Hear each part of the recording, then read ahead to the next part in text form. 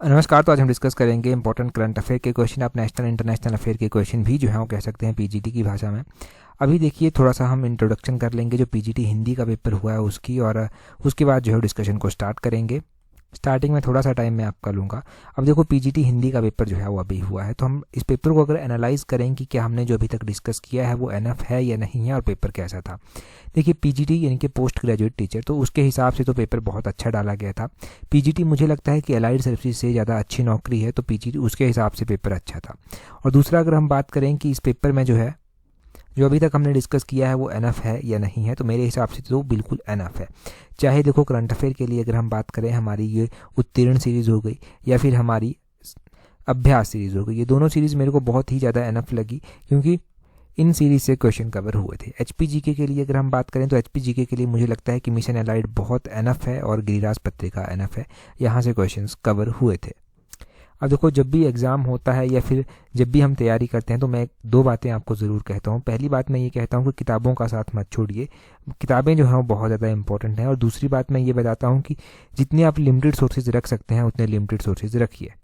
देखो किताबें क्या होगा, किताबों से जो है वो किताबों से ही असली सक्सेस जो है वो मिलती है, और जो चीज़ें रह जाती हैं वो हम वीडियोस में कवर करते हैं। जो चीज़ें आपको रिवाइज करनी है टाइम टू टाइम वो वीडियोस में कवर होती हैं।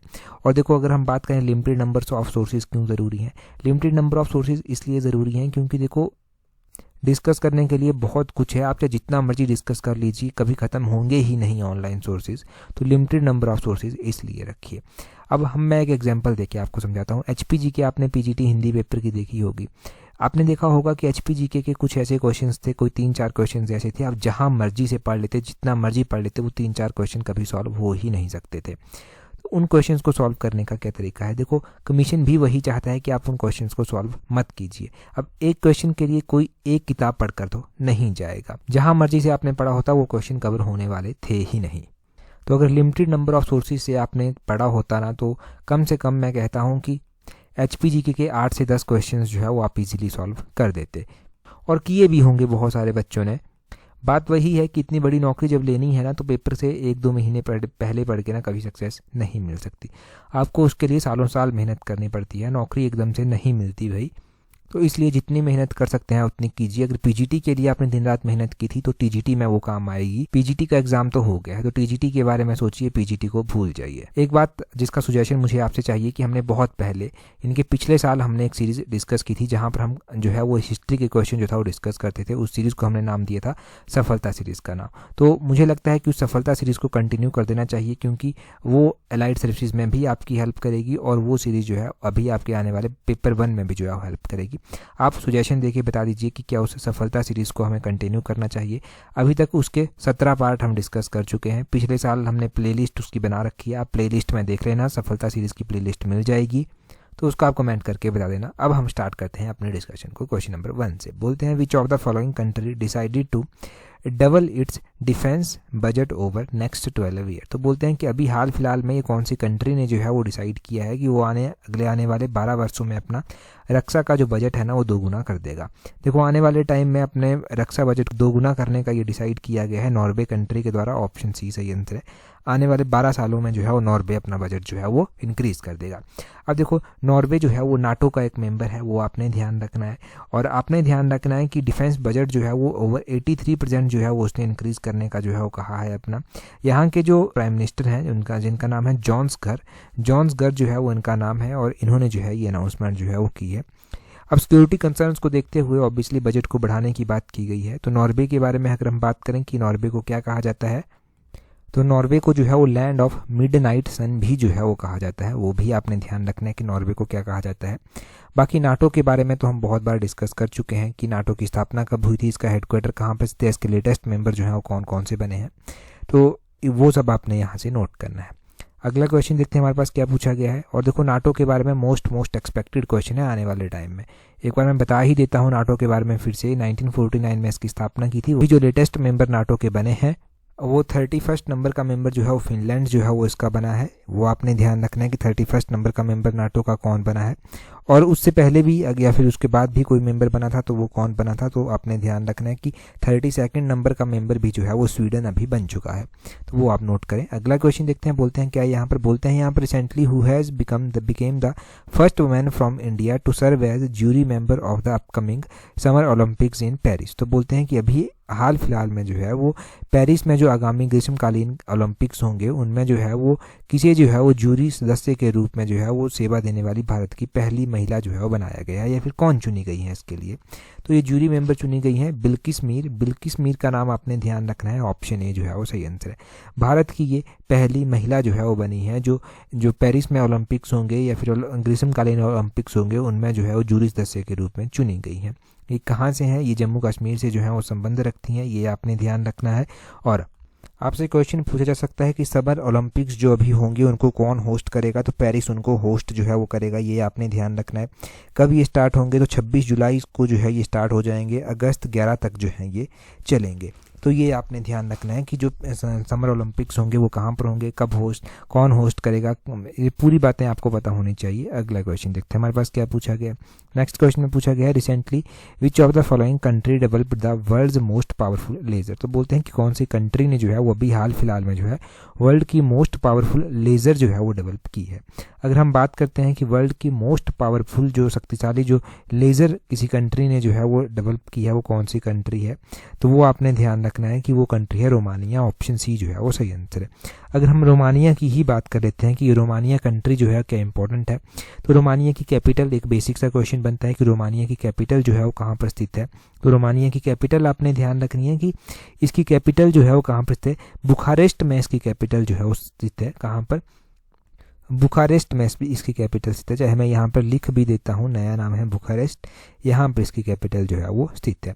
और इसने जो है वो वर्ल्ड की मोस्ट पावरफुल लेज़र जो है वो डेवलप की है। रोमानिया का एक और क्वेश्चन है, रोमानिया और बुल्गारिया ये कंट्रीज जो है इनके बारे में आपने थोड़ा सा ध्यान रखना है कि ये कंट्रीज जो है ना वो शेंगेन क्षेत्र में जो है वो शामिल हो गई हैं। शेंगेन क्षेत्र में शामिल होने का मतलब ये है कि ये यूरोप का जो विशाल शेंगेन क्षेत्र है उसमें ये शामिल हुई हैं। यहाँ से इनकी जो आवाजाही है, चाहे वो समुद्र से हो गई, हवा से हो गई, वो जो है ये जो यात्रा होगी ना, चाहे वो बाई एयर हो गई, बाई सी हो गई, ये बिना जांच के जो है यहाँ पर हो सकती है। तो शेंगेन क्षेत्र आपने ध्यान रखना है कि रोमानिया और बुल्गारिया जो है ये इन्होंने पार्शियली जो है वो यूरोप का जो शेंगेन ट्रैवल जोन है उसको जो है वो ज्वाइन कर लिया है। बाकी ये दो क्वेश्चंस तो हमने पहले जान लिया। अगला क्वेश्चन देखें क्या बोलते हैं recently which country conducted the joint naval exercise in South China Sea with US, Japan और ऑस्ट्रेलिया। तो बोलते हैं कि हाल ही में किस देश ने अमेरिका, जापान और ऑस्ट्रेलिया के साथ दक्षिण चीन सागर में संयुक्त नौसैनिक अभ्यास जो है वो किया है। देखिए अभी हाल फिलहाल में अगर हम बात करें तो अमेरिका, जापान और ऑस्ट्रेलिया में जो है जो दक्षिण चीन सागर में संयुक्त नौसेना का अभ्यास किया गया है वो किसके द्वारा किया गया है, फिलीपींस के द्वारा किया गया है। ऑप्शन डी जो है वो सही आंसर हो जाएगा, फिलीपींस इसका सही आंसर है। अब देखो फिलीपींस के द्वारा किया गया है, यहाँ से देखो क्वेश्चन आपको सीधे रूप से ऐसे ही याद रखना है। अब क्वेश्चन में बार बार कहता हूँ कि क्वेश्चन ऐसा ही नहीं पूछ लिया जाएगा एग्जाम में, इस क्वेश्चन की स्टेटमेंट बना दी जाएगी। स्टेटमेंट कैसे बना दी जाएगी, बोल देंगे कि recently Philippines conducted the joint naval exercise in South China Sea with US, Japan, Australia. बताना है स्टेटमेंट एक ये दे दी, स्टेटमेंट दूसरी कोई और दे दी, अब करेक्ट है कि इनकरेक्ट है वो आपको बताना है। ठीक है जी, तो इस तरह से आपको इन क्वेश्चंस को ध्यान रखना है कि क्या क्या पूरी बात है, तो ये इस तरह से भी याद होनी चाहिए। अगला क्वेश्चन देखिए क्या बोलते हैं हाल ही में जो है वो बोलते हैं कि काठिया गेहूं को जो है वो जीआई टैग दिया गया है। ये जो काठिया गेहूं है ये कौन से स्टेट से बिलोंग करता है, तो काठिया गेहूं यानी कि काठिया व्हीट जो है ना इसको जीआई टैग दिया गया है। ये उत्तर प्रदेश में जो है उगाया जाता है, ऑप्शन बी जो है वो सही आंसर है। उत्तर प्रदेश का जो है ये क्या है, उत्तर प्रदेश का ये इंपॉर्टेंट क्रॉप है एक, और उत्तर प्रदेश के इसको जीआई टैग मिला है। अगर हम बात करें कि हम पहले भी तो जीआई टैग पढ़ चुके हैं, इसी सीरीज़ में बहुत सारे जीआई टैग अभी तक हमने पढ़े हैं, तो वो कौन कौन से जीआई टैग हमने पढ़ रखे हैं और उनको रिवाइज करना भी ज़रूरी है। हम देखें जीआई टैग की बात करते हैं तो एक तो ये हो गया जीआई टैग जो हमने अभी पढ़ा। दूसरा हमने ये पढ़ा है कि काची खरेक डेट है एक, इनके खजूर है ये एक काची खरेक, इसको जीआई टैग मिला है। ये कहाँ का जो है वो जीआई, कहाँ पर जो है उगाया जाता है? तो काची खरेक जो है ये गुजरात में उगाया जाता है। क्वेश्चन पूछने वाला ये पूछ लेगा कि काची खरेक जो है इसको जीआई टैग मिला है, ये क्या है? तो ये जो है वो डेट इनके खजूर की कैटेगरी में जो है वो आता है। आपने ध्यान रखना है कि तिब्बतिन कारपेट हो गया, वांचो वुडन क्राफ्ट हो गया, इसको भी जीआई टैग मिला है।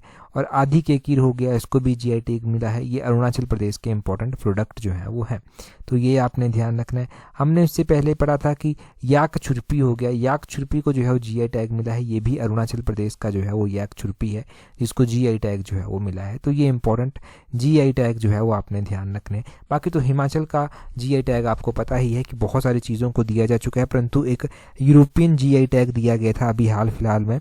वो कौन सी आइटम को जो था वो दिया गया था? अगर हम बात करें कि यूरोपियन जीआई टैग जो था वो मिला था, तो वो मिला था कांगड़ा टी को।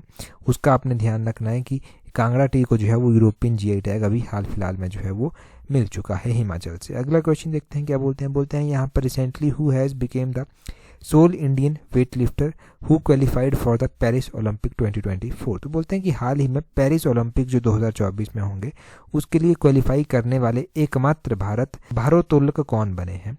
देखो, एकमात्र ऐसे इंडियन वेट लिफ्टर कौन बने हैं जो क्वालिफाई किए गए हैं पेरिस ओलंपिक 2024 के लिए? तो वो मीराबाई चानू जो है वो बनी है। ऑप्शन ए जो है वो सही आंसर हो जाएगा। मीराबाई चानू का नाम ये इंपॉर्टेंट है।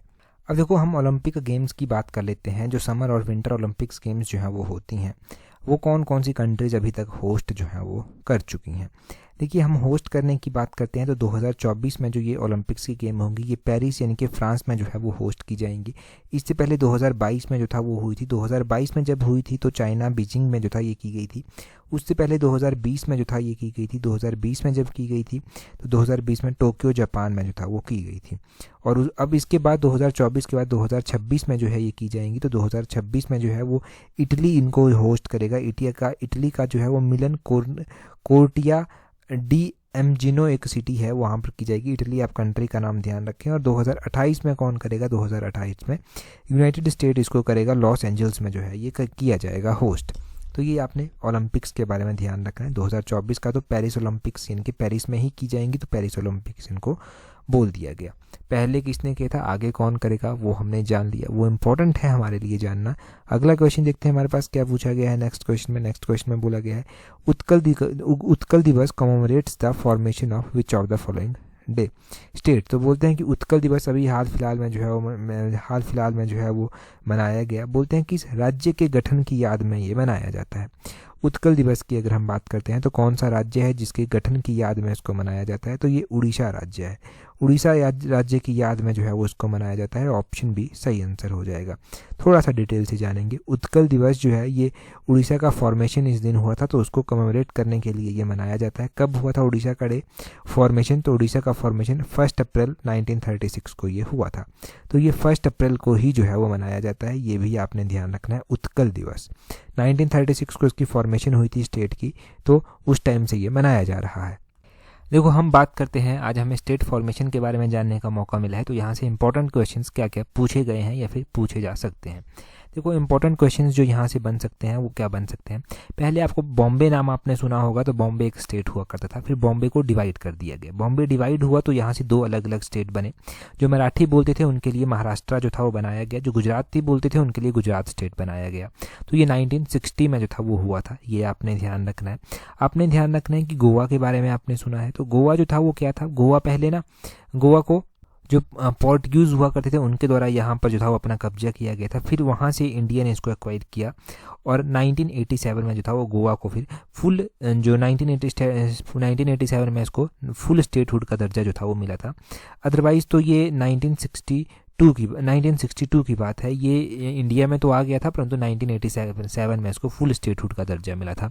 उसी तरह हिमाचल के बारे में हम जानते हैं कि हिमाचल 1971 की बात है कि ये पूर्ण राज्य का दर्जा इसको दिया जाता है। 18वें नंबर का स्टेट ये बनता है। 19वें नंबर का स्टेट जो है वो 1972 में मणिपुर बनाया जाता है और 20वें नंबर का स्टेट 1972 में त्रिपुरा बनाया जाता है और उसके बाद 21वें नंबर का स्टेट मेघालय बनाया जाता है 1972 में। वो भी आपने ध्यान रखना है।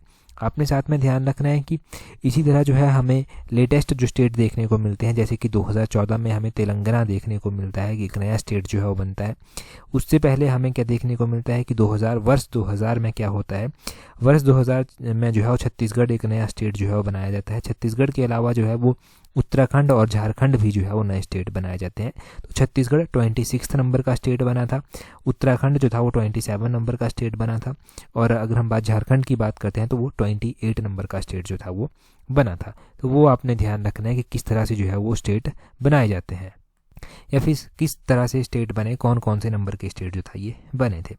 अगला क्वेश्चन देखिए क्या बोलते हैं in March 2024 UNESCO's executive board has added how many sites to the global geopark network. तो बोलते हैं कि मार्च 2024 में जो है वो यूनेस्को के जो कार्यकारी बोर्ड हैं उसने जो है ग्लोबल जियो पार्क नेटवर्क में कितनी साइटों को जो है वो जोड़ा है। तो देखो यूनेस्को का जो एग्जीक्यूटिव बोर्ड है उसके द्वारा हाल फिलहाल में जो है वो geo park network, global geopark network में जो है वो 18 साइट्स को जो है वो जोड़ा गया है।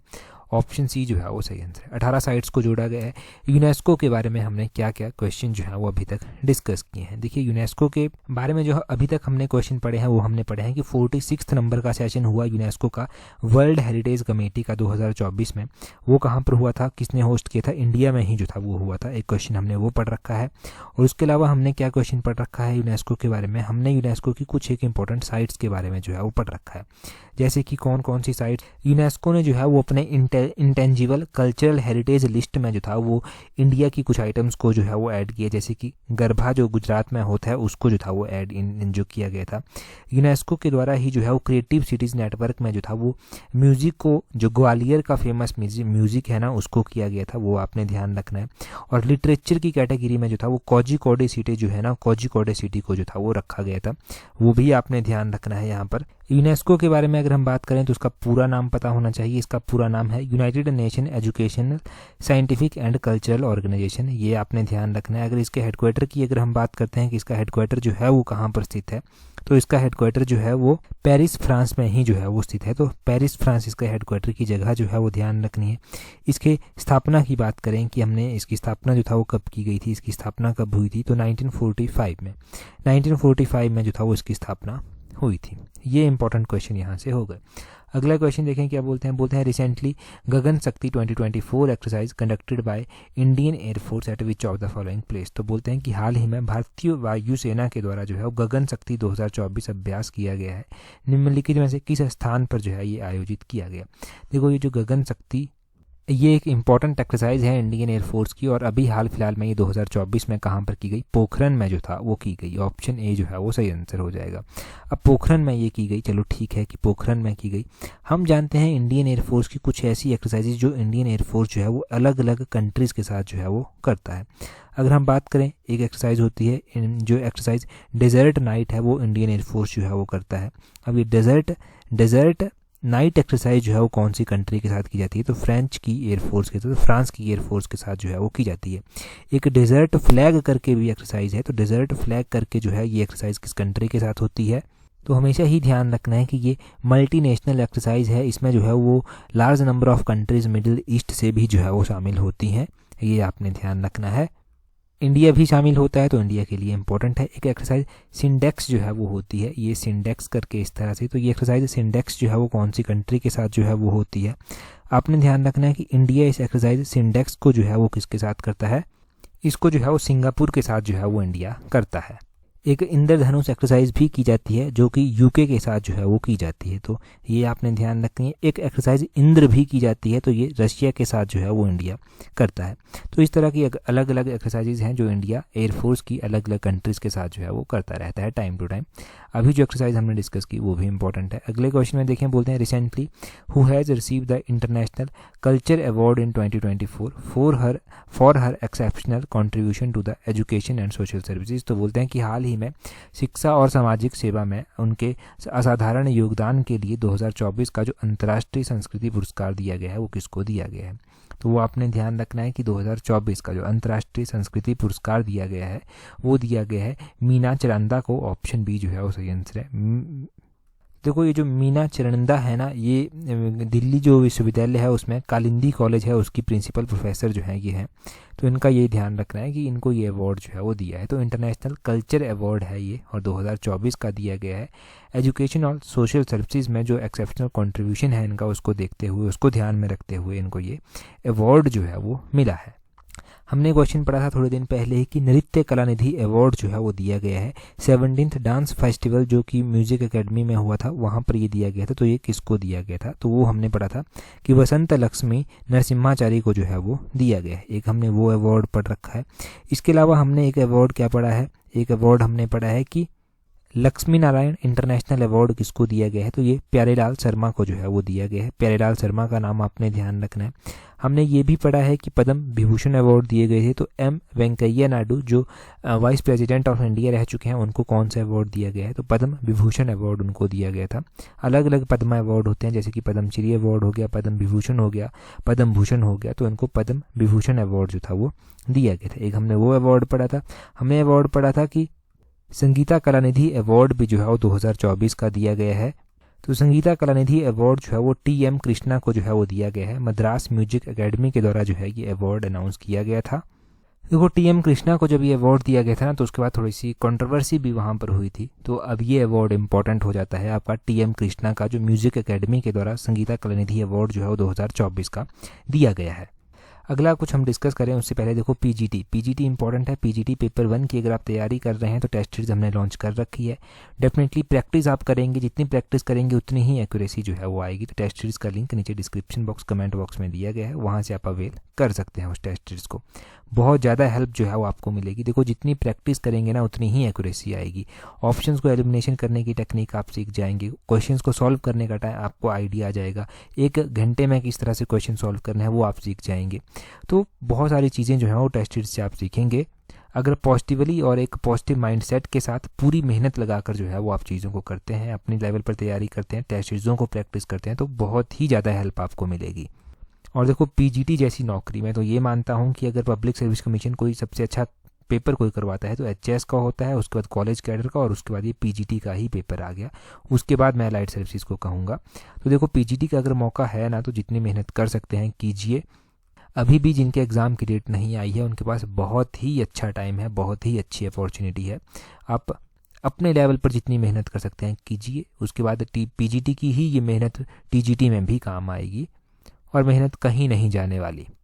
क्वेश्चन देखें जी, क्वेश्चन में क्या पूछा गया है। अगले क्वेश्चन में बोला गया है recently digital detox initiative in the news is associated with which state. तो ऐसे क्वेश्चन पूछता है पब्लिक सर्विस कमीशन, ये स्टेटमेंट में पूछ लेगा। ये जो डिजिटल डिटॉक्स इनिशिएटिव हुआ ये कौन से स्टेट में किया गया था, कोई भी स्टेट का नाम दे देगा। अभी आप कमेंट करके बताइए कि आपको पता है या नहीं है। इससे पहले जो 50 नंबर 1 का पार्ट हुआ था उत्तीर्ण सीरीज़ का, उसमें हमने ये डिटेल से जो है वो डिस्कस कर रखा है। तो अभी आप कमेंट करके बताएंगे। बाकी अगर आपने टेलीग्राम पर हमें ज्वाइन नहीं किया है, टेलीग्राम पर ज्वाइन करने के लिए टेलीग्राम से @allexam31 सर्च करना। वहाँ पर आपको पेपर की PDF मिल जाएगी जो अभी हुआ। आने वाली इंपॉर्टेंट नोटिफिकेशन PDFs वहाँ पर मिल जाएगी। और अलाइड सर्विसेज की टेस्ट सीरीज़ अगर आपको ज्वाइन करनी है ना, तो अलाइड सर्विसेज की टेस्ट सीरीज़ में बिल्कुल भी देरी मत कीजिए अगर आपने अलाइड सर्विसेज की तैयारी स्टार्ट कर दी है। मैं एक बात क्लियरली कह देता हूं कि अलाइड की तैयारी करने से ना आपके हिमाचल के सारे एग्ज़ाम कवर हो जाएंगे। कोई एग्ज़ाम हिमाचल का नहीं बचेगा जो अलाइड की तैयारी करने से कवर नहीं होंगे। तो टेस्ट सीरीज़ प्रैक्टिस करनी है तो उसको कर लीजिए। अब अच्छा मौका है टेस्ट सीरीज़ का। That's all for today. Thank you very much for watching and listening it very patiently.